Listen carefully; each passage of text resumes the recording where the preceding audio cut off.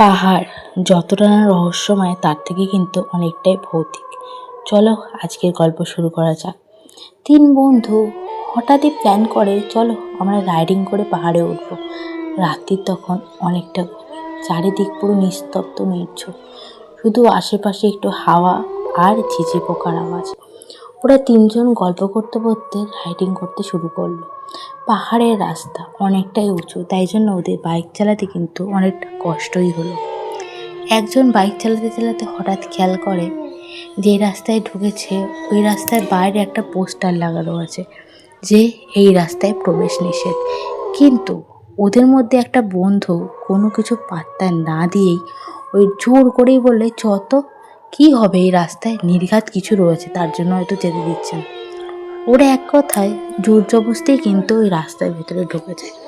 কিছুটা রাস্তায় যাওয়ার পর খেয়াল করে প্রচণ্ড জোরে জোরে হাওয়া দিচ্ছে।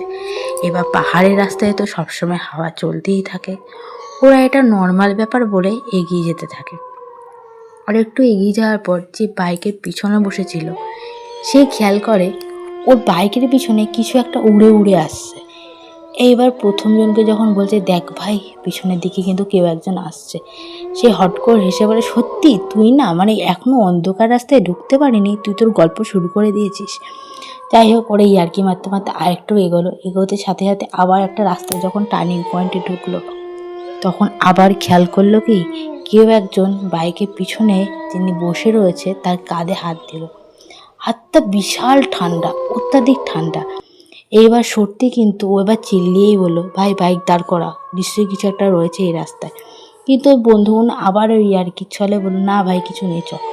কিন্তু যে পিছনে রয়েছে সে কিন্তু পুরো ব্যাপারটা বুঝতে পারছে আস্তে আস্তে যে কেন বাইরের পোস্টারে লেখা ছিল যে এই রাস্তায় ঢোকা বারণ। এবার যখন অনেকটা রাস্তায় ওরা পরিক্রম করে ফেলেছে তখন খেয়াল করে রাস্তাটা সামনের দিকে যেন আরও বেশি অন্ধকার হয়ে আসছে, যেন রাস্তাটা ওদের গিলে খাচ্ছে। 3 নম্বর যিনি বন্ধু ছিল তিনি হঠাৎই বাইকটা থামিয়ে দিল। কিন্তু আরেকজন বলল, কি রে ভাই বাইক থামালি কেন, এই রাস্তায় জানিস না এই রাস্তাটা অন্ধকার থাকে সবসময়। বলে, না ভাই আমি বাইক থামাইনি, বাইক অটোমেটিক স্টার্ট নেওয়া বন্ধ করে দিচ্ছে। দেখ এবার বাইক যত স্টার্ট দেওয়ার চেষ্টা করছে ততই কিন্তু বাইক স্টার্ট হচ্ছে না। এই করে করে প্রায় 10 থেকে 15 মিনিট হয়ে গেল। তারপর ওরা খেয়াল করলো যে ওদের পিছনে আশেপাশে কেউ একজন রয়েছে। এইবার যখন এই খেয়ালটা করলো তখন এর সাথে সাথে এবার অদ্ভুত অদ্ভুত কিছু আবহাওয়ার চেঞ্জ হতে লাগলো, আচরণ শুরু হলো। তার মধ্যে একটা বন্ধু হঠাৎ চিল্লিয়ে বলল, কি রে তোকে এই রাস্তায় আসতে বারণ করেছিলাম না, তাও তুই এই রাস্তায় এসছিস কেন, এখান থেকে ফিরে যা, তোরা বারবার বলছি ফিরে যা। হট করে একটা বন্ধু বলে, কি রে ভাই তুই এসব কী বলছিস, উল্টোপাল্টার কথা, আমাদেরকে ভয় দেখানোর চেষ্টা করছিস।